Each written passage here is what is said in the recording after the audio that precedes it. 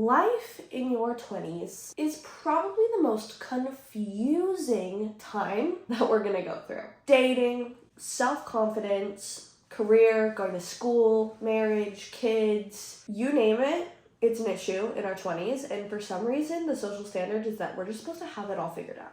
And I don't like that. What I say to that is a big fuck you. This is a time in our life where we're probably going to reminisce the most upon about how uncertain it is. The opportunities that we could take, the places that we could go, and the people that we could be. Somehow, it feels like the defining years of our lives are the 20s. No matter how many times you hear slow down, like you don't have to rush, why does it always feel like I have to have everything figured out literally tomorrow? I'm 25. Why? Tell me why.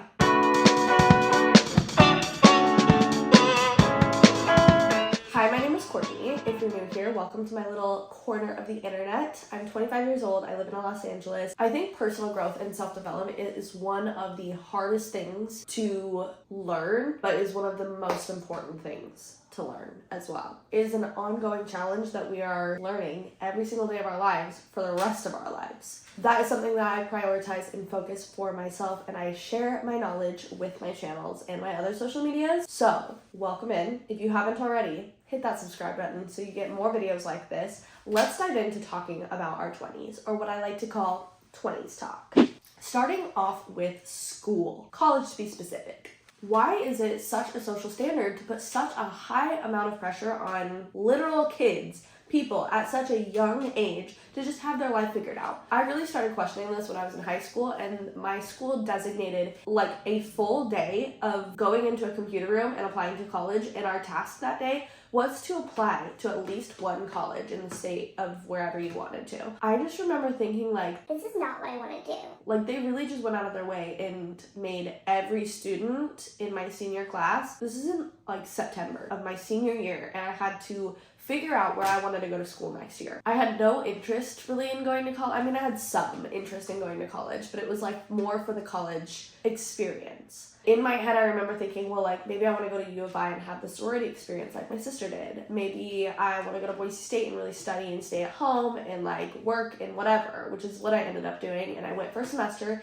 and absolutely hated it. I think that it is such a fucked up thing in high school that they pressure you into going to college. It's such a social scam. You don't have to go to college if you don't want to. Fuck the social norms. Fuck the social standards. If you don't want to go to college, you don't have to go to college. If you're going just to go because everyone's telling you to do that, that's the scenario that I was in, don't do it. I'm going to be the one person out here telling you not to do it. So if you're in high school and you're saying this and you're thinking, well, I don't really want to go to college next year, do not waste your fucking money. Save it. Don't go blowing your money everywhere and like not have some sort of plan for your next step, but like don't go to college just to go to college. I want to live life to the fullest with the people that I love most in my life and in the places that I've never been before. I think that is so important to experience over going straight into another 4 years at minimum of school just to get a degree that you may or may not use in something that you're kind of passionate about. This whole video is to talk about social standards that we experience in our late teens or early 20s that I say fuck you to and should be challenged, and I'm going to show you how to challenge them while still feeling confident in the path that you are going down and feel like you're actually succeeding in something that you want to do or where you are going in life. So like I said, I went to one semester of college at Boise State University. I stayed in the dorms. I was paying for everything myself. I worked at my dad's business that he owns, and I was their bookkeeping assistant. I just remember feeling so overwhelmed about school. I paid for everything myself, like through that job. I didn't have any loans, thank God. But I do remember spending like nearly $5,000 on classes for a semester, and every single one of those classes I took in high school. Same level classes I took in high school, but you don't get the credit for them in high school. They just make you go take them again in college.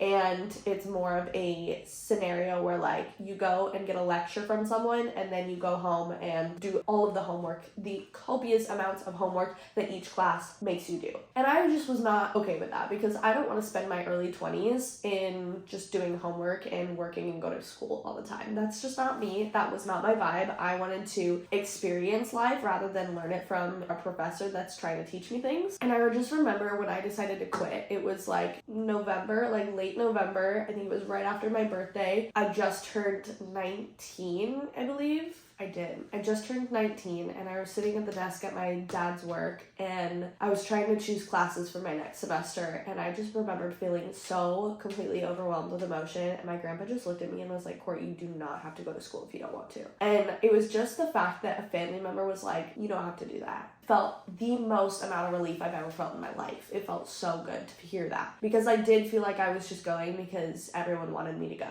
And then looking back at that, I spent $5,000 on classes that literally didn't do anything for me, so that's great. But you live and you learn. Once again, if you were in high school and you're thinking like, wow, I need that experience, let it be me who tells you that you do not have to go to school if you do not want to. I think that it's really fucked up at the age in high school where you're like 16, 17 years old, and they 100% completely expect for you to have your life figured out. Like junior, senior year of high school, you should know what school that you want to attend, what do you want to study, and that sets the precipice of your career and your entire life. Also, what you're spending on. Also, most people have to get student loans, and therefore you are going into thousands of dollars into debt for a degree that you probably don't want. And you could experience so much more of life and learn so much more in those 4 short years for a fraction of the cost if you were to just travel and work and live and learn. Your 20s are the most transformative years of your life. You don't even know who you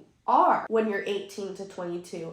And still, I'm 25 and I'm still finding new things about myself and new things to learn and grow upon every single day. That's why your 20s are just the most transformative years, because your tastes change, your likes change, your dislikes change. You grow and you live and experience into a human being that is self-sufficient and can handle life on their own. But that's like what it's supposed to be in your 20s. And they just expect that the school route is how you get there. And I don't think it is. Yes, there are people that I know that went to school, have their master's degree, are completely doing well in their life, but those people also may have not experienced travel, or they may have not experienced as much love from a significant other, or maybe they haven't worked through like their personal growth enough to like be alone by themselves. There's so many aspects to where, yes, you have this knowledge, but do you want to use it every day for the rest of your life in a career that you need to go into? Or do you want to change and travel and learn that way and find something that maybe you didn't know about because you're not stuck in a little bubble in your hometown or your college town? This is the time where most of us are going to get married, most of us are going to have kids, most of us are going to build our career, but it doesn't have to be at 18, 19, 20. It could be at 29, 30, 31, 32, 33, 34. It does not have to be at your early ages of 20s. This is the time where you discover yourself and you find your path and you find your passions and you follow it. If you have a passion, follow it to the ends of the earth until you don't want to anymore. Try and make a living from that passion, because it may be the harder route, but it's going to be the more fulfilling in the end. I'm living proof. Moving on from college, let's talk about dating, because it is really, really rough dating right now in this time, in this age of what we're going through.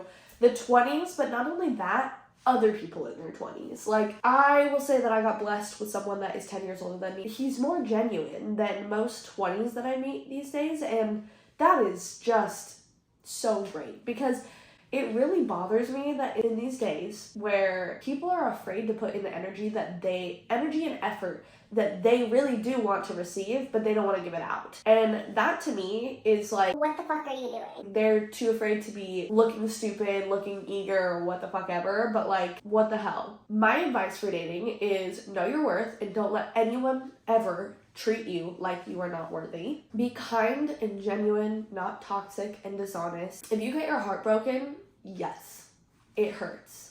It literally feels like someone is like reaching into the cavities of your heart and just ripping it from your chest and you're just left with this hole. And then if it's not Damon Salvatore that's doing it, then like Anna Sitar says, I don't want it. Nonetheless, it is a learning lesson for you, them, or both parties involved. Most likely it's going to be the both parties involved. This is the time to discover what went wrong, how can you prevent it, change it to where the next relationship that you go into, you're not holding on to what happened. You've released it, you've learned from it, grown, and you're moving forward with this relationship. And that is how you level up. That's how you evolve. I will tell you though, when you have worked through your shit and you are comfortable being by yourself, you are confident in being alone, and if someone else's energy doesn't match or benefit yours, there's nothing better than being like feeling that, because you don't necessarily like get heartbroken anymore. You're just like, sorry, that didn't work out. Let's move on, let's try again. It's way easier to find who's right for you. You'll know pretty fast if someone is your vibe or not, and if they're not your vibe, then cut them loose and say, sorry, that didn't work out. I'm gonna work on finding someone that does match my vibe, and I'm not gonna entertain your disgusting toxic energy. And hopefully you sending them on their way will trigger something in them to start their own little self-development journey and figure their own shit. And like, if you guys are the one and you need to come circle back, and while both of you guys are in a good spot, then great. But if not, so long. Let them go. Let them do what they need to do to get on with their life, and you move on and find your own. It becomes a lot less heartbreaking and a lot easier to just be like, okay, bye, next. I will say that I feel like one of the most popular sayings is, you won't find love when you're looking, like you'll find it when you least expect it. And I cannot tell you how true that is. Like, I went through a really hard breakup when I was like 19, 20 years old. Just freshly 21 actually, and we had dated for like 2 years. It was a terrible, awful relationship. I felt very stuck in it, but that's fine. I was young, like I needed to learn my lessons clearly, because I was letting someone just walk all over me and take advantage of me. Learned my lessons, and then I took like an entire 1.5 to 2 years off of entertaining literally anyone. I loved my energy. I'd be at home doing self-development stuff, personal growth stuff, manifesting. I had my spiritual awakening, which if you watched my other videos, like I'm not super into spirituality anymore, but like that's another growth that has just come within me recently. And within those 2 years, that's something that did help me find, okay, this is exactly what I want in a person. If that person does not match that vibe, I don't even entertain them. Like I don't even text them. It's not something that I need to entertain myself in, because I enjoy my own company and I'm not gonna let someone into my energy if they don't match my vibe.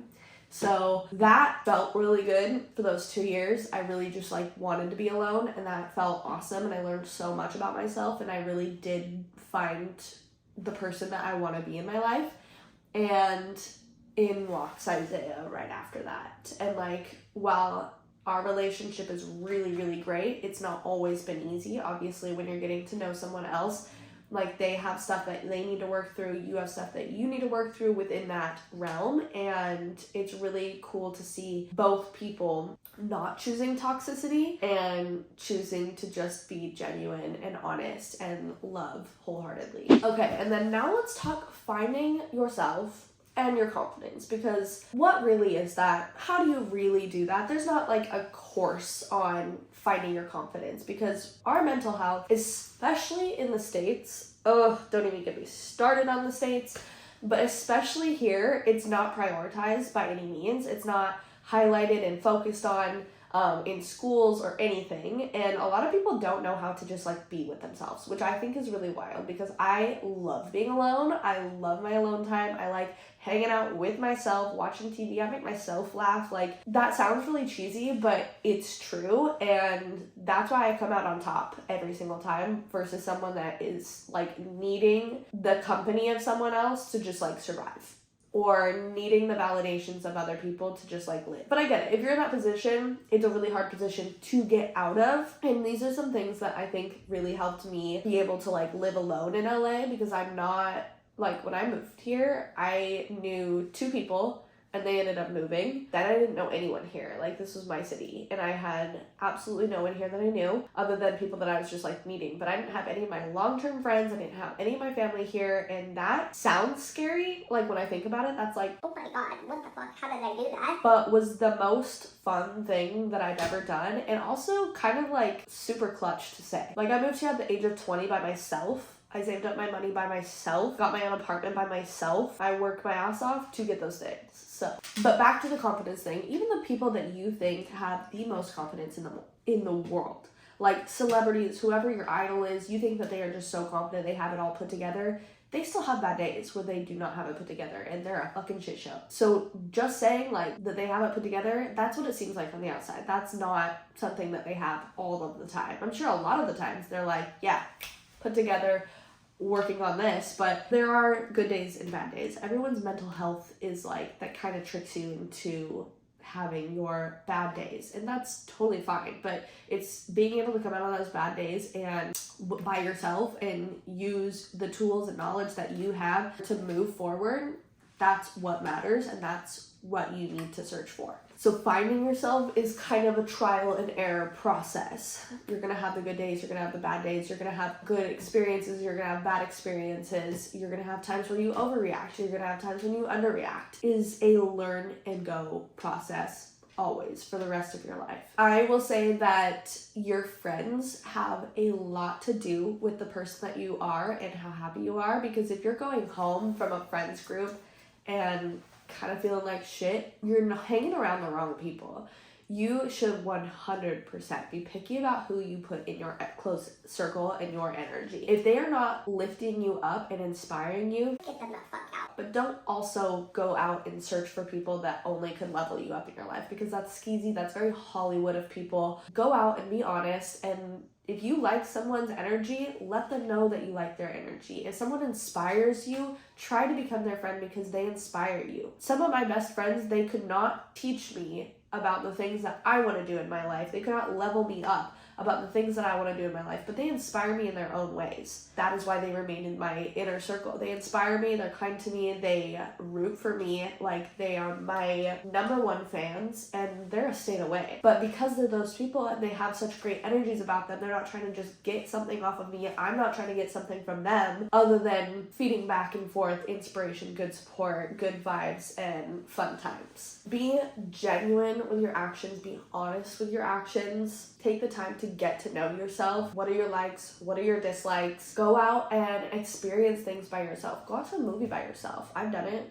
And if you're the type of person that's like, oh, I could never do that. Like, I would feel so awkward. They're probably all looking at me. no, the fuck they're not. I've been on both sides of the table. I've been the one eating by myself or going to the bar by myself and getting a drink and some snacks. I've also been the person on the other side that has served someone by themselves. I love serving people that are alone because I can spark a conversation with them without feeling like I'm intruding in their time with their significant other or their person or their friend, whatever it is. Being on the other side of the table as the person that's by themselves, I like to spark the conversation with the bartender or the server, or like I like to compliment them and try to make a connection, even if it's small and genuine and it's not going to mean anything or do anything for me in my life ever. But to have that power to be able to brighten up someone's day just being by yourself, that's clutch. That's super fun. And when you're out being able to just like date yourself and go hang out in a public area by yourself, that is building your confidence. Because at first it can be like awkward, but I promise you that it's only you making it awkward. No one else cares at all. Good for you to go out by yourself. Like, most people are feeling so insecure that they're gonna be like, damn, like I wish I could go out by myself. That's fire. So learning to enjoy your own company, that is what's going to make your confidence just shine through you. Learning to be confident is not a fake it till you make it situation. It's a learn to love yourself inside and out situation.